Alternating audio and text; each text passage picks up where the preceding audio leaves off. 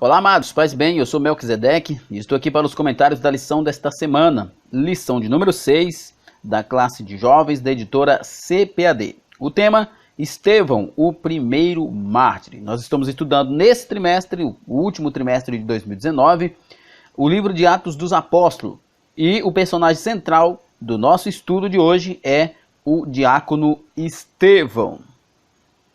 Lembrando que o EBDemFoco.com oferece para você aulas em vídeo, aulas em áudio e subsídios em PDF, tudo isso gratuito, é isso mesmo, conteúdo gratuito para você. Você acessa www.ebdemfoco.com e você vai encontrar lá aula em vídeo, aula em áudio e o subsídio em PDF. Além dos conteúdos gratuitos, temos também um conteúdo para você que é assinante, você que usa o conteúdo da classe de adultos, além do curso 4Cs, para você se tornar um professor de excelência, você também tem o curso de 1ª e 2ª Samuel. E para você que faz o uso do conteúdo da classe de jovens, além do curso 4Cs, que são ali os 4 conhecimentos básicos que um professor precisa para ministrar uma aula de excelência, além desse curso você tem também o curso de Atos dos Apóstolos, que acompanha aí o conteúdo da lição. Pois bem, o texto do dia, Atos capítulo 6, verso 8. Lembrando que a história de Estevão nós vemos aqui em Atos nos 2 capítulos 6 e 7. E o capítulo 6, verso 8 diz: E Estevão, cheio de fé e de poder, fazia prodígios e grandes sinais entre o povo. Estevão, que era um irmão de fala grega, um irmão helenizado, e foi um dos que foi chamado para fazer o serviço de assistencialismo da igreja, cuidar das viúvas, dos necessitados. Mas ele também era, como diz lá o texto, um homem de boa reputação, cheio do Espírito Santo e cheio de sabedoria. E aqui nós vemos ele, cheio de fé e de poder, fazendo prodígios e grandes sinais entre o povo, que era característico daquela igreja. A síntese diz: o Espírito Santo concedeu a Estevão poder para realizar prodígios e sinais entre o povo e sabedoria para pregar o evangelho. A sabedoria que certamente é uma sabedoria divina, proveniente de Deus, não é a sabedoria humana, ainda que não descartemos que Estevão tinha algum conhecimento, porque ele faz uma descrição no sermão dele muito própria, uma descrição muito realista, muito coerente da história de Israel. Portanto, ele era um conhecedor do Velho Testamento, possivelmente alguém que tinha também certo conhecimento, mas a ênfase aqui é que o Espírito Santo concedeu poder para ele realizar os prodígios e sinais e sabedoria para pregar o evangelho. Afinal de contas, ele era de boa reputação, cheio do Espírito Santo, poder para realizar os sinais e cheio de sabedoria para pregar o evangelho com sabedoria, com coerência.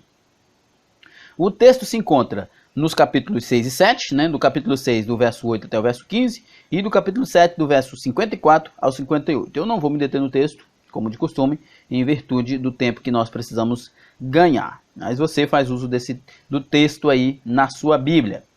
A introdução, nossa introdução diz o seguinte: o número dos discípulos de Jesus ia aumentando a cada dia e o trabalho social também aumentava, o qual levou à necessidade de instituir diáconos que cuidassem dessa área. O pastor Luiz Saião diz que não parece ser a ideia aqui de instituir diáconos, mas como ministério, Parece que a ideia aqui é de separar esses homens que tinham essas qualificações para resolver um problema que havia surgido em decorrência do crescimento da igreja. Entretanto, há uma possibilidade de que este ponto aqui, da escolha desses 7 homens, que a função ali no grego traz a ideia de diaconia, de serviço, a escolha deles era um germe que mais na frente veio a se tornar a ideia do ministério de diaconia na igreja. É claro que nós olhamos aqui e vemos uma distinção muito clara entre o que eram os diáconos no Novo Testamento, no caso disso aqui ser de fato diáconos, ou mesmo nas cartas pastorais nós vemos isso, e do que é o diácono hoje na igreja moderna. O diácono naquela época ele tinha duas funções básicas, pelo menos Estevão e Filipe tinha, que era de servir às mesas, né, de cuidar dos necessitados e de pregar o evangelho.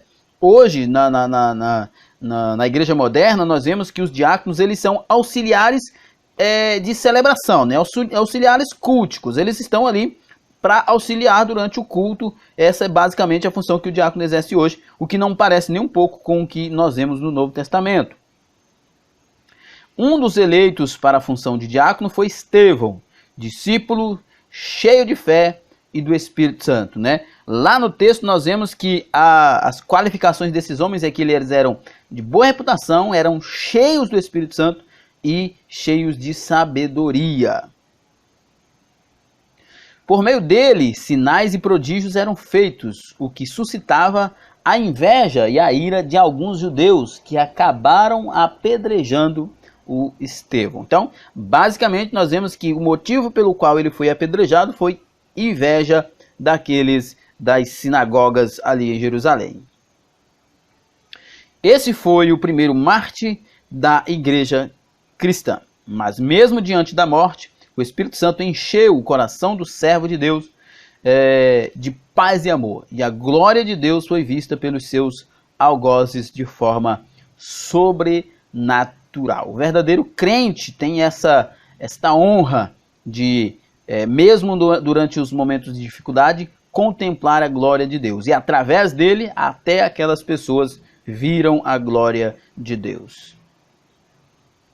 Vamos lá, primeiro ponto. Estevão, um homem de Deus. Estevão era um homem de Deus.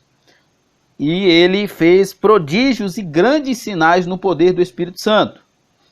Dentre os homens escolhidos para cuidarem da assistência social da igreja, destaca-se Estevão, homem cheio de graça, né, sabedoria e do poder do Espírito Santo. Era um homem cheio de graça, era uma pessoa bem quista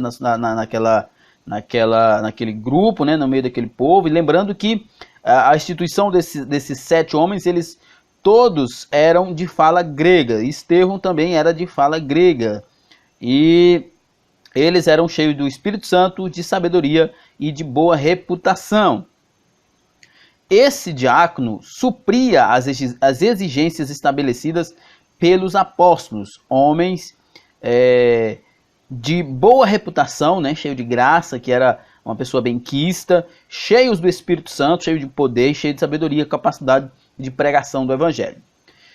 Atos 6:3 diz: irmão, escolham entre vocês 7 homens de bom testemunho, cheios do Espírito Santo e sabedoria.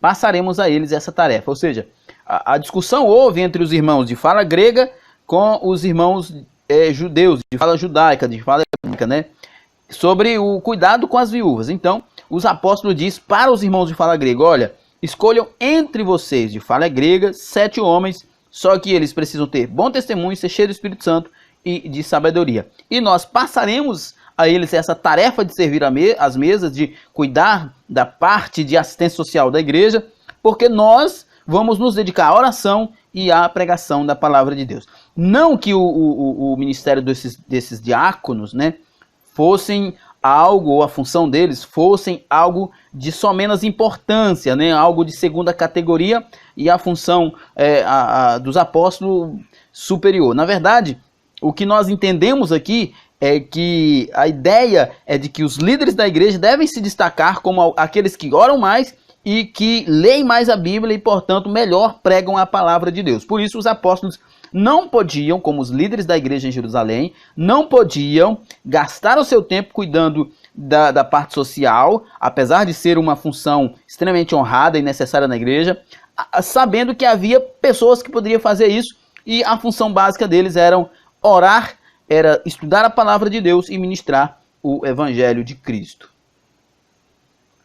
Como é maravilhoso ver Deus levantar pessoas tementes e que se permitem serem usadas como canais do Senhor para abençoar vidas. No Antigo Testamento, exemplos de profetas como Elias, Eliseu, que realizaram grandes sinais entre o povo daquela época, né? Eles são aí bem característico para Elias e Eliseu pelos os milagres que eles realizaram.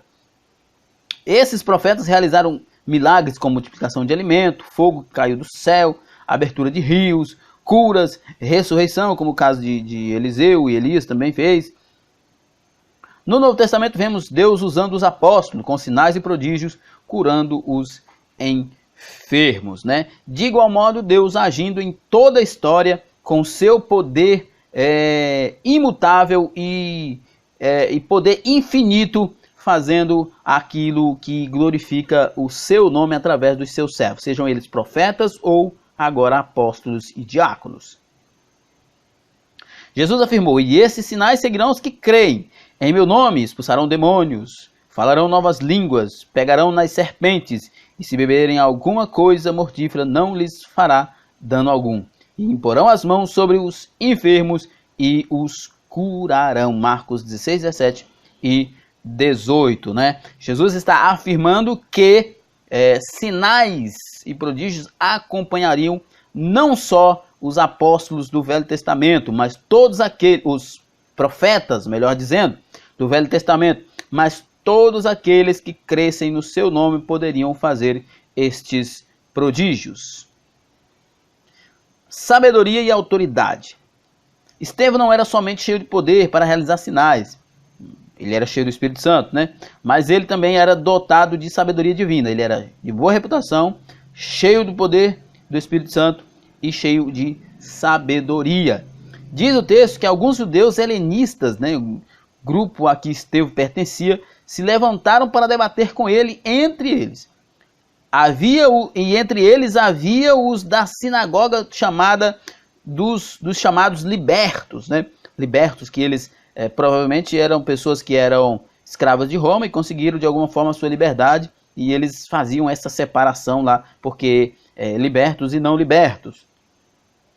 Quando levantaram questões sobre as doutrinas da fé cristã, foi Estevão que respondeu aos opositores da igreja. A Bíblia diz que não podiam resistir à sabedoria e ao espírito com que falava. Eles eram extremamente legalistas, né? As suas palavras não havia profundidade, não havia espírito, não havia vida nelas, e Estevão falava cheio do Espírito Santo e cheio de sabedoria e com muita graça. E eles, vendo isso, ficaram profundamente invejados com aquilo que Estevão estava fazendo. Jesus já havia dito que ele daria aos seus discípulos boca e sabedoria a que ninguém poderia resistir nem contradizer. Lucas 21:15. O texto diz: pois eu lhes darei palavras e sabedoria a quem nenhum dos seus adversários será capaz de resistir ou contradizer. Né? Estava se cumprindo ali na pessoa de Estevão o que Jesus havia dito em Lucas capítulo 21 e verso 15. Com a descida do Espírito Santo, receberiam também poder para testemunhar. Além deles receberem sabedoria, né, para poder confrontar na palavra os seus opositores, com a descida do Espírito Santo, eles recebem o Espírito Santo e o Espírito Santo lhes dá poder para que eles também testemunhassem com poder das grandezas do reino de Deus. É por isso que o texto diz que eles eram de boa reputação, né? Era cheio de graça, era bem quisto pelas pessoas, de bom nome, e eram cheios do Espírito Santo, ou seja, tinham o poder do Espírito Santo sobre eles. Estevão é acusado de palavras blasfemas contra Moisés e contra Deus. Mesmo com toda a sabedoria e autoridade com que falava acerca de Cristo, os homens de dura serviço resistiram ao Espírito Santo. Não satisfeitos, eles subornaram algumas pessoas para que dissessem que ouviram Estevão proferir blasfêmias contra Moisés e contra Deus. Como eles não podiam resistir à autoridade e à sabedoria de Estevão, só havia uma forma: imitar aqueles que mataram Jesus. Arrumem uma testemunha falsa. Né? Havia muitos ali dispostos, muitos transeuntes ali, não exatamente transeuntes como pessoas de rua, mas como vagabundos, pessoas que estavam ali esperando a oportunidade de ganhar alguma coisa. Então certamente eles pagaram essas pessoas e elas testemunharam falsamente contra Estevão, que culminou na prisão dele e ele foi levado ao Sinédrio.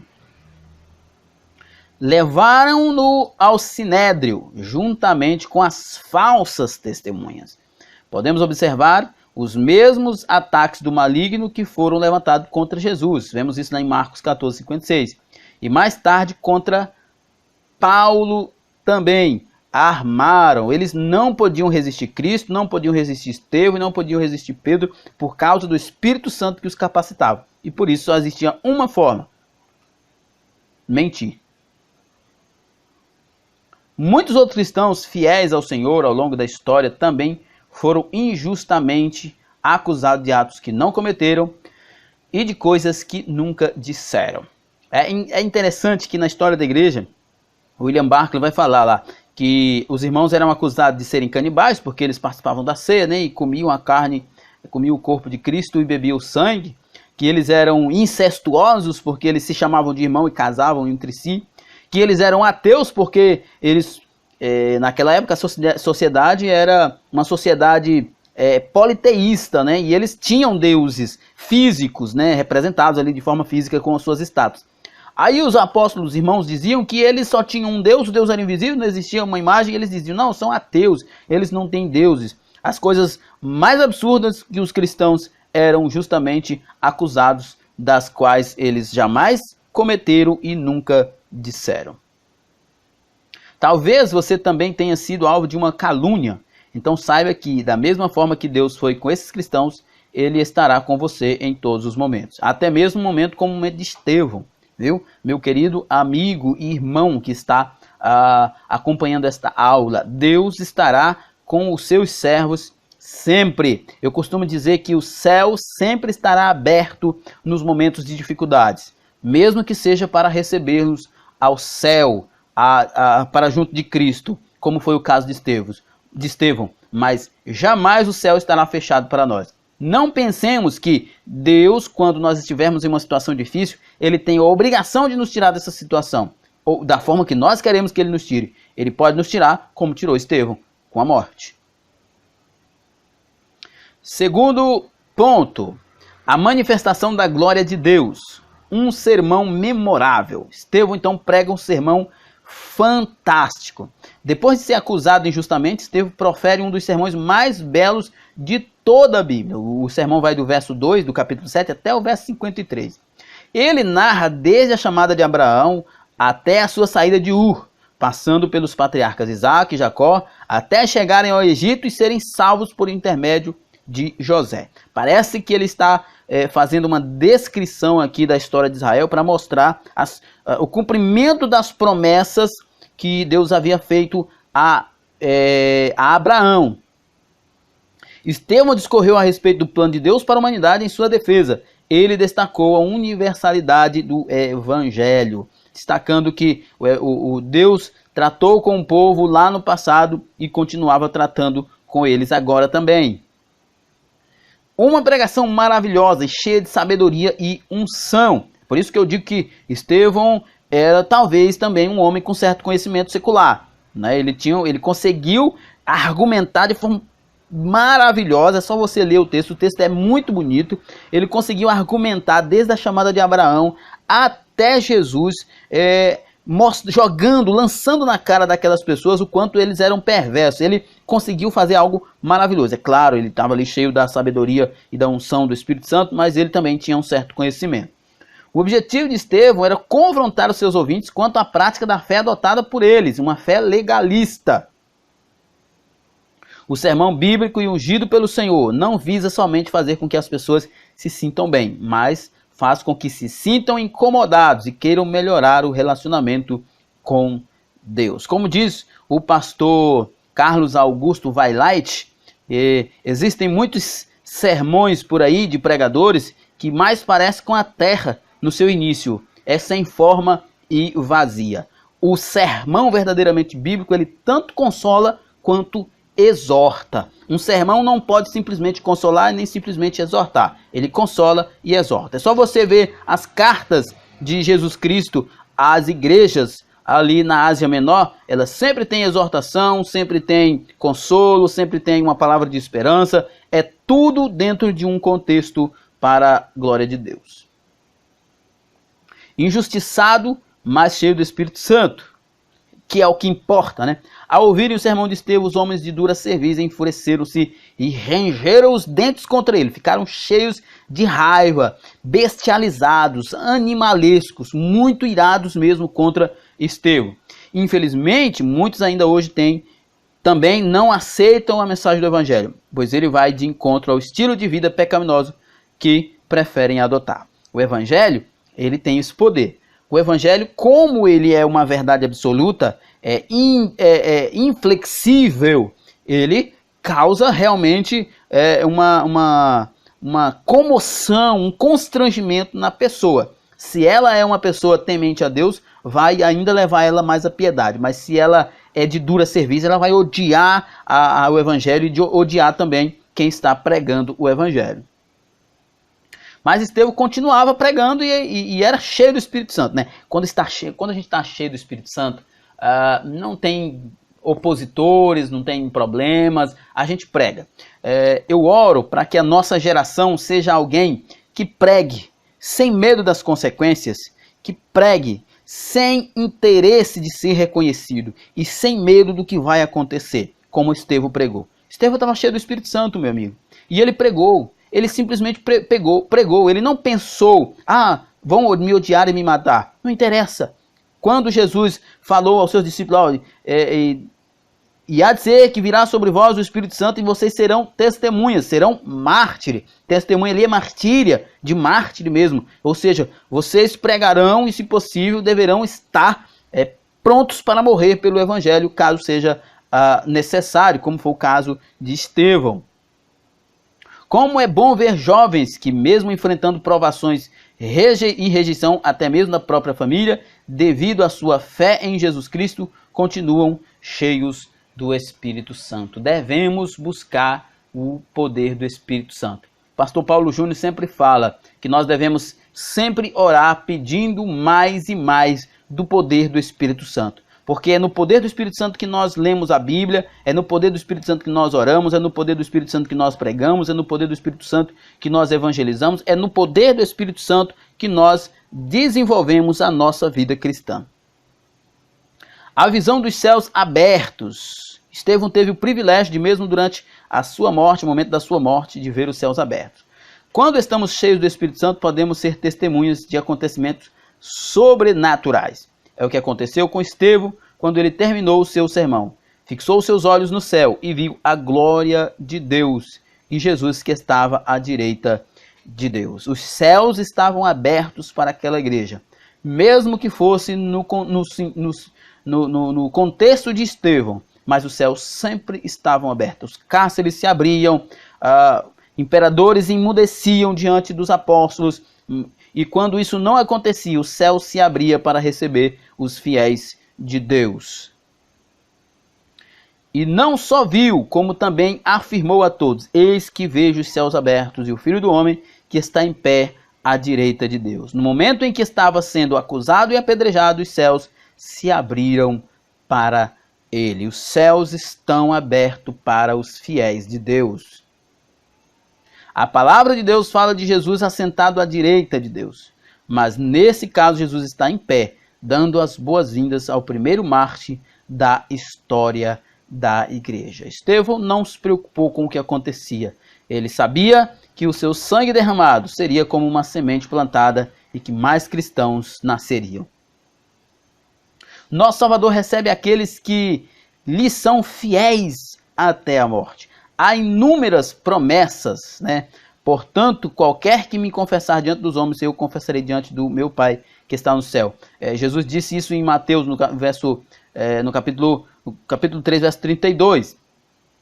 E lá em Apocalipse também, Paulo fala isso, que aquele que for fiel até a morte receberá a coroa da vida. Ou seja, receberá uma coroa, será recompensado de modo geral. Aquele que for fiel mesmo diante da morte. Esta é a principal ideia. Terceiro ponto, o martírio de Estevão. A fúria dos homens. Quando Estevão exclamou que viu os céus abertos e que contemplava Deus e Jesus, seus algozes gritaram com grande voz, taparam seus ouvidos e se arremeteram contra ele. Olha o que a dureza de coração das pessoas fazem com ele. Olha o que o pecado faz com as pessoas. Bestializaram aqueles homens. E eles ficaram enfurecidos. Diz o texto que Lucas escreve que eles gritavam, tampavam os ouvidos para não ouvir o que Estevão estava dizendo, porque eles estavam tomados pela ira, pela fúria contra Estevão, porque pregava a verdade de Deus. Os acusadores de Estevão não aceitaram a mensagem, expulsaram-no da cidade e o apedrejaram até a morte. Aqueles homens estavam cegos de tanta ira, de tanta revolta contra o evangelho. Uma questão que é muito interessante notar é que todas estas pessoas que apedrejaram Estevão eram religiosos, eram guardadores da lei, eram pessoas que amavam a lei, mas a lei sem o espírito mata. Paulo diz que a letra sem o espírito só mata. Muita gente usa ali o texto de Paulo, que a letra mata e o espírito vivifica, dizendo que a pessoa não pode estudar, que quem estuda muito, estuda teologia, acaba morrendo espiritualmente.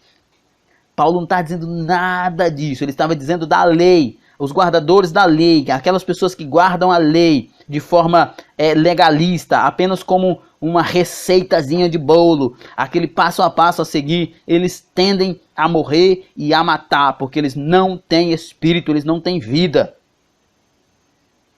Aquele diácono cheio do Espírito Santo sofreu o martírio de um profeta. Eles haviam matado os profetas, mataram Jesus e estavam repetindo o mesmo erro. Era esse o teor da mensagem de Estevão, quando ele fala para todos eles, Abraão saiu da terra dele, foi para a terra de Canaã, Abraão morreu, veio Jacó, José, os 12 príncipes de Israel, Israel virou nação tal, e durante todo esse período o que vocês mais souberam fazer foi matar profetas, e mataram Jesus e agora também está matando os apóstolos. O governo romano não permitia que os povos sujeitos à sua autoridade executassem a pena de morte, porém os inimigos de Estevão estavam tão irados que o mataram. Segundo eles, de acordo com a lei judaica, eles nem pensaram nas consequências, eles estavam cegos, As pessoas que não levam que não buscam a Deus, que não olham para Cristo, mas olham apenas para a letra, olham para homens, estes tendem a ser cruéis como estes judaizantes. Um fim trágico, humanamente falando, porém, um obreiro fiel ao Senhor e a jovem igreja que estava começando. No entanto, um fim glorioso, espiritualmente falando, quando ele é recebido e honrado no lar eterno por Cristo. Que o nosso alvo seja sempre o lar eterno. Oro incessantemente que Deus levante-nos para pregar o evangelho, sem esperar recompensa de homens, sem esperar aplausos e sem se preocupar com as consequências da pregação do evangelho. Um jovem chamado Saulo, pois é, né? O Saulo também está por aqui, o futuro apóstolo Paulo está por aqui. Segundo a lei judaica, o criminoso deveria ser despido antes do seu julgamento, para aumentar ainda mais a humilhação pública. Então, aqueles que mataram Estevão lançaram suas vestes aos pés de um jovem chamado Saulo, que consentira naquele apedrejamento. Muitas pessoas vão dizer que Saulo fazia parte do Sinédrio. Nós não temos certeza disso. De certa forma, mas de qualquer forma, Saulo era alguém extremamente ligado ao Sinédrio. Ele estava ali por consentimento do Sinédrio. Sem participar diretamente na execução, Lucas apresenta Saulo como conspirador na morte de Estevão. Alguns pensam que Saulo estivesse, inclusive, naquele momento também como arauto, anunciando aos transeuntes o crime do acusado, quando saíram gritando na rua, dizendo que ele tinha pecado contra Deus e contra Moisés. É uma possibilidade. O perdão nos momentos derradeiros. Ao ser apedrejado, Estevão invoca ao Senhor pedindo que receba o seu espírito e se coloca de joelhos e diz: Senhor, não lhes impute este pecado. Esta é uma parte extraordinária que deveria nos comover, que deveria nos causar espanto, porque Um homem está sendo apedrejado por causa da sua fé. A sua fé. Nada que tirasse daqueles homens o direito de ir e vir. Não tirou nada daqueles homens. Apenas mostrou a eles a verdade. Eles mataram Estevão. E ele, ao morrer, qualquer um de nós amaldiçoaria essas pessoas. Mas Estevão não. Ele preferiu, ao morrer, rogar por aquelas pessoas. E pediu a Deus que os perdoasse, que não lhe imputasse o pecado, porque eles estavam na ignorância. Ele estava seguindo o exemplo de Jesus para com seus algozes. Jesus, da mesma forma, né? Não ousou amaldiçoar as pessoas, mas rogou ao Pai para que os perdoasse. Diante da injustiça, do escárnio e da violência, Estevão consegue perdoar. E nós, o que nós podemos fazer diante de situações em que somos ofendidos, escarnecidos? O Evangelho nos ensina a perdoar. E como diz um certo pregador, certo teólogo, odiar alguém é como beber veneno e esperar que o outro morra. O veneno é o ódio. E quem odeia é quem está bebendo o veneno. Se você odeia alguém, se você está guardando mágoa no seu coração, raiz de amargura, ore para que Deus repreenda isso. Tome como exemplo o grande Estevão, que na hora da sua morte, sendo executado violentamente, escarnecido, ele mesmo assim preferiu perdoar. Embora brutalmente sentenciado, morreu de forma digna de um cristão verdadeiro, que não guarda mágoa, que não guarda amargura, ira ou indignação. Diz Efésios 4:31 que nós devemos toda amargura, ira e cólera, e gritaria, e blasfêmia, e toda malícia seja tirada do meio de nós. No meio dos cristãos, na vida do crente, não há espaço para ira, para amargura, para cólera, para inveja, para mágoa. Perdoar a quem nos tem ofendido não é fácil, mas viver o verdadeiro cristianismo também não é. E o perdão é uma das características do seguidor de Cristo. Como diz o grande teólogo John Stott, não escolhi o cristianismo por ser fácil, escolhi por ser verdadeiro. Olha, amados, mais uma vez eu digo, oro para que surja uma geração, para que Deus crie em nós o desejo, a coragem de pregar o Evangelho, sem esperar recompensa, sem esperar aplausos humanos e sem ter medo das consequências. Nossa conclusão diz o seguinte: nesta lição podemos estudar a respeito do martírio de Estevão, um homem de Deus, cheio do Espírito Santo, né, cheio de sabedoria, que realizava maravilhas e pregava o Evangelho de Cristo. Como afirma Matthew Henry, ele se dedicou à tarefa de morrer com tanta compostura como se houvesse ido dormir. Despertará novamente na manhã da ressurreição. Despertará novamente na manhã da ressurreição para ser recebido na presença do Senhor, onde há plenitude de gozo, e para compartilhar as bem-aventuranças que estão à sua destra para sempre. O corpo foi apedrejado e lançado na cova, mas na manhã da ressurreição tudo voltará ao lugar, e assim será recebido na glória para sempre. Nós temos aqui então as nossas perguntas, eu não vou me deter nelas.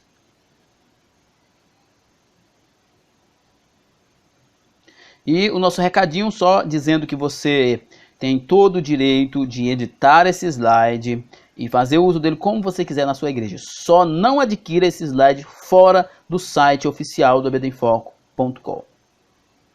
Então é isso aí, chegamos ao final de mais uma aula. Nosso muito obrigado, que Deus em Cristo nos abençoe. Paz e bem a todos, até a próxima.